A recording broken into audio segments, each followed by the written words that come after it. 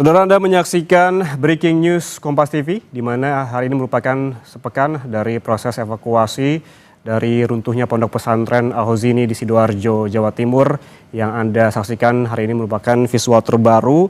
Data yang kami dapatkan, saudara, ada informasi terbaru pada siang hari ini. Tadi petugas tim SAR mengevakuasi ataupun mengangkat dua kantong jenazah dari lokasi. Tapi memang belum dikonfirmasi apakah memang ini dari 13 korban runtuhnya pesantren ini yang kemudian telah ditemukan pada siang hari ini.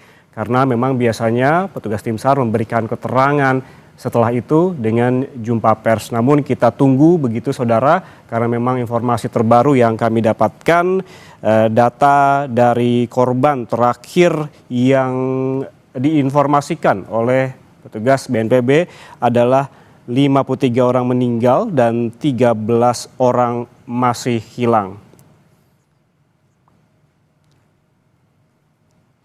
Dan saudara, kita langsung konfirmasi terkait temuan baru ini kepada Kepala Pusat Data Informasi dan Komunikasi Kebencanaan BNPB, Pak Abdul Muhari. Pak Abdul, selamat siang.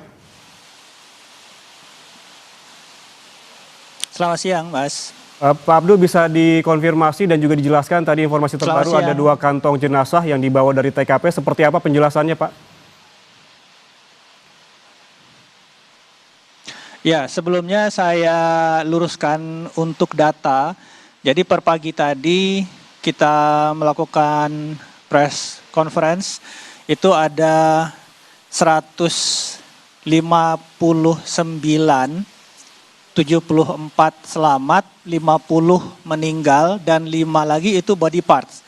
Jadi body parts ini belum kita sebut sebagai jasad korban karena belum utuh. Jadi yang jasad korban utuh itu 50 jenazah, 50 jasad, 5 lagi itu body part.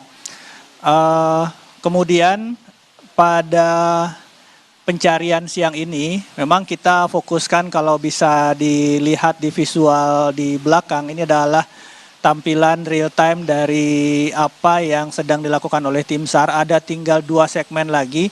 Yang terlihat sekarang ini adalah segmen di belakang, segmen luncuran beton yang masih menghalangi. Tetapi segmen di belakangnya sudah kita bersihkan. Itu ada baru saja sekitar 25 menit yang lalu itu diangkat, dievakuasi 2 jasad. Tim menyampaikan memang masih ada 1 lagi jasad yang sedang proses evakuasi karena masih terhalang oleh reruntuhan puing, tetapi yang sudah diangkat itu adalah 2 jasad yang saat ini dibawa ke Rumah Sakit Bayangkara, Mas Yan Rahman. Oke, Pak Abdul, 2 jasad atau jenazah dibawa ke rumah sakit. Kemudian target untuk hari ini seperti apa? Tadi disebutkan juga kami memberikan informasi bahwa target evakuasi ini dilakukan sebelum matahari terbenam. Apakah memungkinkan? Hingga saat ini tim SAR, tim konstruksi di lapangan masih optimis dengan target itu.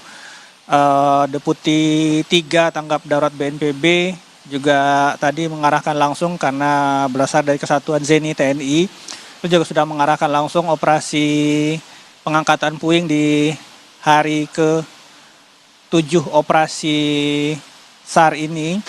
Yang kita harapkan memang sebelum matahari tenggelam hari ini puing yang masih ada itu sudah bisa kita angkat atau sudah bisa kita pisahkan, sehingga bagian-bagian yang tadinya masih menempel atau terikat dengan bangunan asrama. Jadi ada 1 segmen puing yang besinya mengikat ke bangunan asrama santri yang saat ini masih berdiri. Ini yang kita pertimbangkan sebelumnya untuk bisa dipotong supaya tidak mengganggu keseimbangan atau kestabilan bangunan asrama. Kalau ini sudah selesai, puing ini bisa segera kita cutting, kita potong-potong dan bisa kita angkat.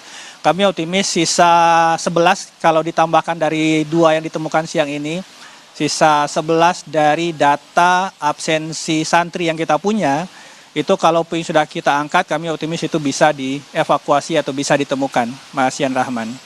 Oke, tadi Pak Abdul Anda menyebutkan bahwa pemotongan yang saat ini tengah dilakukan memang diperlukan perhatian secara khusus. Apakah ini menjadi kendala? Apakah juga memungkinkan kalau kita melihat waktunya, apakah ini menyulitkan petugas?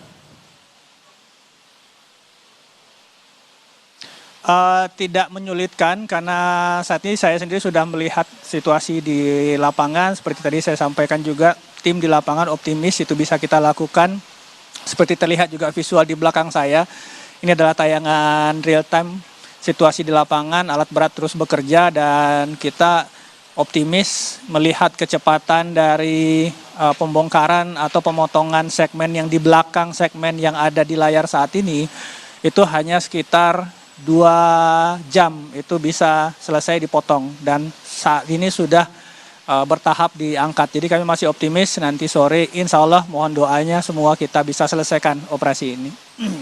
Ya Pak Abdul, ini kan ada 2 hal yang penting dilakukan pada hari ini.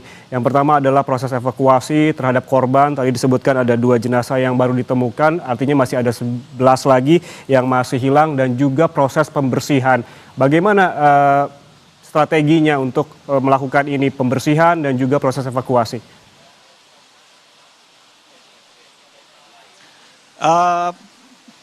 Yang perlu kita ketahui bahwa korban ini berada di bawah puing reruntuhan. Jadi kalau misalkan puing ini bisa kita angkat, bisa kita potong-potong lalu kita angkat, kita bersihkan secara otomatis korban yang terperangkap di bawah itu pasti bisa kita temukan. Jadi tim saat ini yang bekerja adalah tim konstruksi, tim struktur untuk membuka atau mengangkat sisa puing pada segmen runtuhan yang terakhir. Ini udah segmen terakhir dan segmen terakhirnya ada dua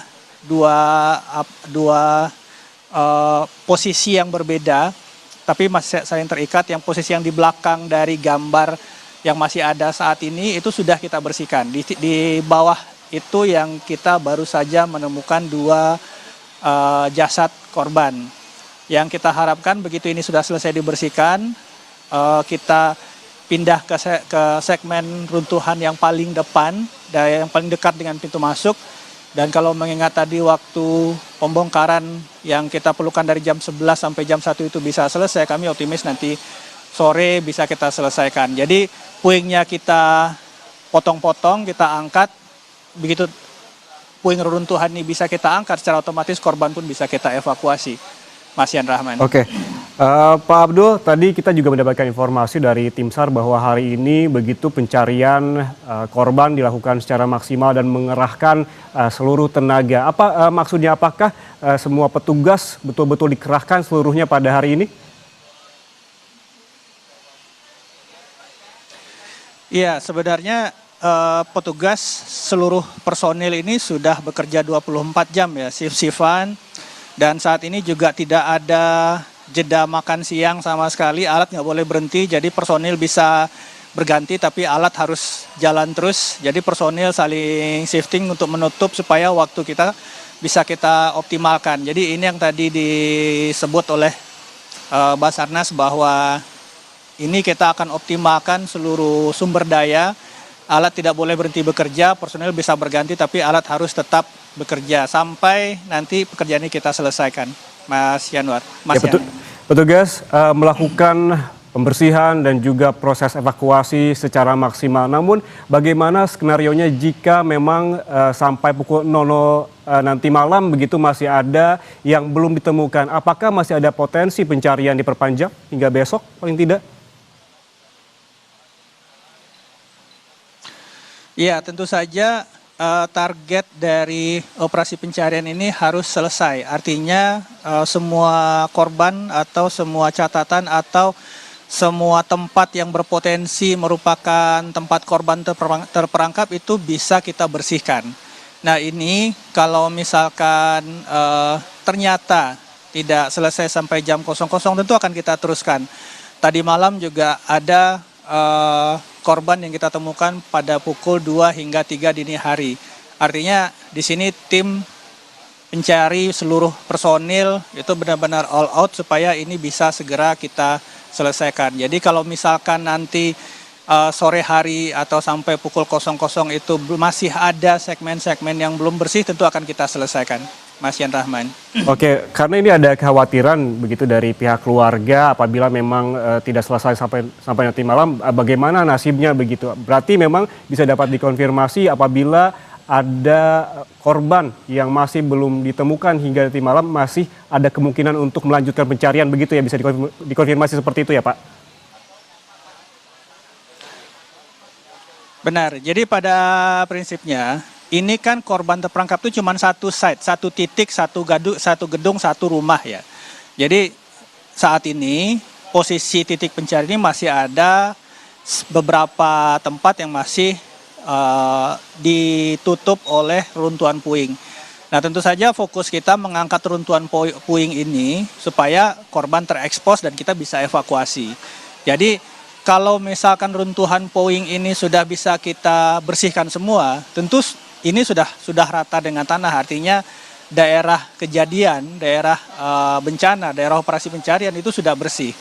Nah nanti kita akan konfirmasi ulang, biasanya antara catatan korban dan temuan di lapangan itu biasanya tetap ada split, karena yang kita melihat adalah absensi pada saat itu dan juga laporan dari orang tua. Nah ini nantinya jumlahnya akan kita lihat apakah sama jumlah jasad yang ditemukan dengan jumlah catatan DPO oleh Basarnas. Nanti kita akan konfirmasi ulang baik dengan wali santri maupun dengan pengurus Ponpes. Karena daerah operasi kita jelas, cuma satu titik, cuma satu gedung, cuma satu rumah. Kalau semua puing sudah kita bersihkan, secara otomatis harusnya semua korban sudah terekspos. Jadi ini yang target kita hingga akhir hari ini. Kalau semua puing sudah kita bersihkan, nanti kita akan lihat lagi, cross check lagi dengan data catatan yang kita punya, Mas Yan Rahman. Oke Pak Abdul, secara teknis bagaimana sih untuk mengevakuasi korban jika nantinya memang ditemukan kembali jenazah korban begitu? Ada 2 rumah sakit yang menjadi rujukan untuk membawa jenazah ini. Bagaimana ini pembagiannya, yang jenazah kemana, ke rumah sakit yang satu dan juga ke rumah sakit yang lain itu seperti apa secara teknis Pak? Untuk korban semua dibawa ke RS Bayangkara. Jadi di situ petugas DVI Polri bekerja untuk mengidentifikasi. Jadi tidak dibawa ke 2 rumah sakit. Jadi jasad-jasad yang kita temukan itu dibawa ke RS Bayangkara untuk diidentifikasi terlebih dahulu. Oke, terakhir Pak Abdul, apa menurut Anda kendala yang paling ditemukan dalam waktu dekat inilah, karena targetnya kan sangat pendek begitu sebelum matahari terbenam. Apa kendala yang ditemukan oleh petugas hingga saat ini dan bagaimana solusinya?